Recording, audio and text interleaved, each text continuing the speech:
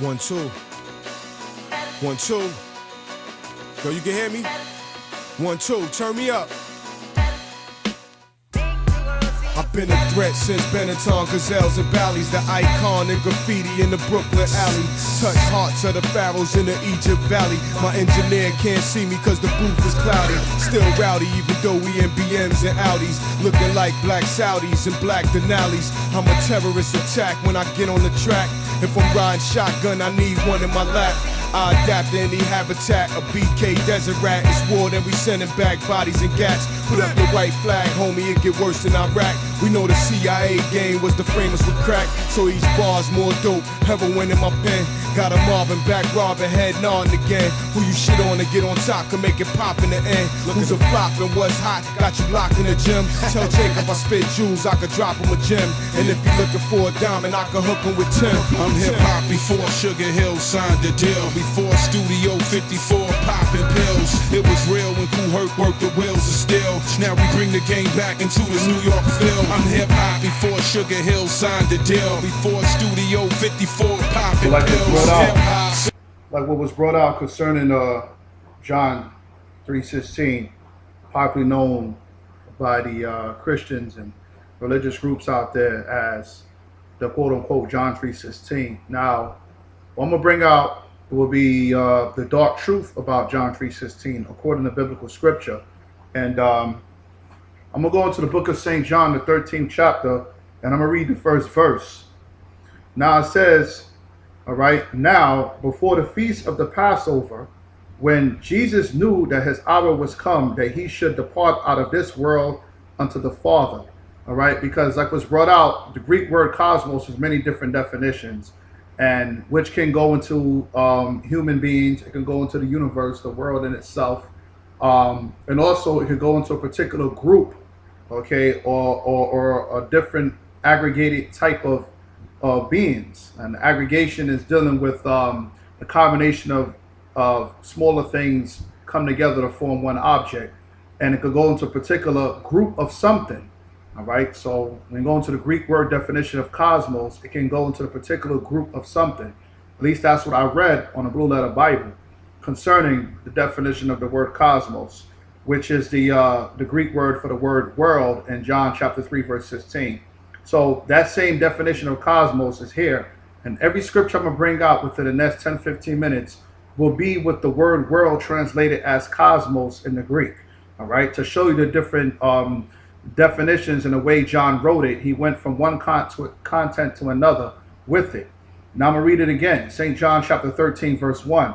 Now before the feast of the Passover, when Jesus knew that his hour was come, that he should depart out of this world unto the Father, meaning, and that's cosmos there. This world meaning the earth, okay? And the earth as we know it unto the Father. Having loved his own which were in the world. Now, hold that. Let's go to chapter John, okay, the book of John chapter 3 verse 16. And it says, for God so loved the world that he gave his only begotten Son, that whosoever believeth in him should not perish, but have everlasting life. So in dealing with the cosmos of the word world here in John 3:16, it says, for God so loved the world, right? So when I go to St. John chapter 13 verse 1, it says, I'm going to read it again one more time. Now before the feast of the Passover, when Jesus knew that his hour was come, that he should depart out of this world unto the Father, having loved his own which were in the world, he loved them unto the end. Now when you read St. John's 14th chapter, for those gainsayers out there, okay, the Most High, Christ is not going to love anything that the Most High hateth. Like it tells you in St. John's 14, he that have seen me have seen the Father. I and the Father are one. Okay? Those who, you hear my words, you hear in the Father's words, right? So now, the scripture said that God so loved the world. And here it is in St. John's 13. It says Christ loved his own, which were in the world. Now, what is that referring to? What does that mean?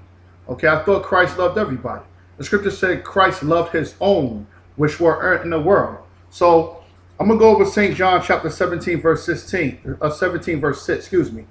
And it says right here, okay, I have manifested thy name unto the men which thou gavest me out of the world. So who was those men that was given unto Christ out of the world, right? thine they were, okay, meaning they belong unto the Most High, and thou gavest them me. So, of course, from traditional standpoint, you look at this and think that, yeah, it's talking about the 12 apostles, right? Which were Israelites, by the way. Okay, they were not Gentiles. The 12 apostles or the 12 disciples were Israelites. Now it says, and they have kept thy word. So now I'm going to read it again because it said, Christ said, I have manifested my name unto the men which thou gavest me out of the world. Okay, thine they were, and thou gavest them me, and they have kept thy word. So now I'm going to go back, and I'm still staying in the New Testament here. So we got to ask ourselves, well, who was given unto Christ from the world that Christ loved? We read the scripture, okay? St. John chapter 6, verse 44, and it says, no man can come to me except the Father which hath sent me draw them. So nobody can come to Christ unless it's the Most High's will. That's the bottom line. And I will raise them up at the last day, okay? Talking about in the final days, okay, of the resurrection.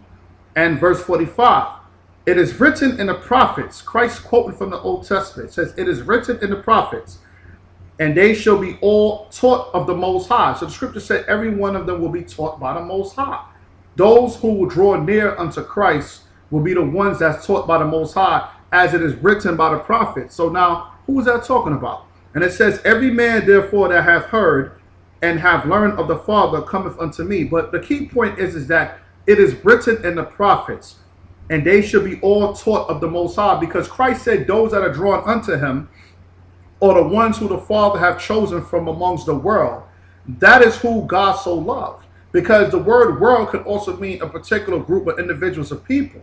Okay? Like you got the sea world, you got the animal world, you know, okay? You got all different types of worlds out there. You understand? You got the underworld, but which world did God so love? You understand? Is that talking about everybody? Because in St. John 13, it just said that Christ loved his own which were in the world. Those are they which the Father took out of the world and draw them unto Christ, because it's the Most High's will. They are they which the prophet said shall be taught by the Most High. Now, what prophet said that? Where is Christ quoting from? Let's go back to hold that. Let's go to Jeremiah chapter 31, verse 33, because this is the prophet who Christ quoted. He quoted the prophet Jeremiah, and I'm reading. This is Jeremiah chapter 31, verse 33. Okay, and I'm going to read it. Jeremiah chapter 31, verse 33. It says, but this shall be the covenant that I will make with the house of Israel. After those days, remember scripture said, and that they should be risen in the last day. We just read that in St. John 6. Now here in Jeremiah, it says, after those days, talking about in the last days and in the kingdom, saith the Lord, I will put my law in the inward parts. So if the laws of the Most High is going to be put in the inward parts, that means what? They're not going to be needed to be taught by man. Okay, the Most High is going to teach them, because the Lord said he's going to put his spirit on them, and the law will be in the inward parts. Okay, and write it in their hearts, and will be their God, and they shall be my people.